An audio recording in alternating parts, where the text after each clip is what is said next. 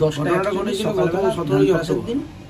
আমার কাছে কাজের জন্য টাইল বলেছিল বাড়ি মশার নাম। টাইল দেওয়ার পরে তো কাজ সে যদি পারে বলেছিল, তারপরে আমরা জয়েন না। তা আমাদের রবীন্দ্রনগর থানার পুলিশ টাইল দিতে এসেই হেল্প করেছে।